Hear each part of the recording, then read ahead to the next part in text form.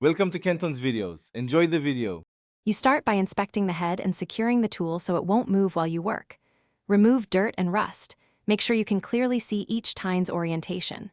Clamp the head in a vise or hold it firmly with one hand while you mark any bent tines with a marker.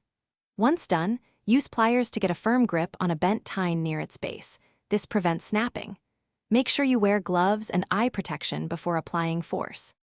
You now straighten tines one at a time, working from the outermost end toward the center so the head stays balanced. Grip the tine close to the base and bend slowly, reversing direction if it feels stiff. Small adjustments avoid fractures.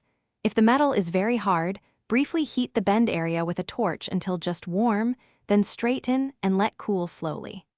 After each correction, compare against a straight edge and adjust spacing in 1/8 to 1/4 inch increments until symmetric and functional. You finish by filing any burrs, cleaning the head, and tightening or replacing fasteners so the head stays secure. Test the tool on soft ground to ensure tines penetrate evenly and don't snag. If a tine springs back or won't hold alignment, make sure there's no hidden crack at the base. Replace the tine or head if you find metal fatigue. One key troubleshooting tip: if straightening repeatedly fails, stop and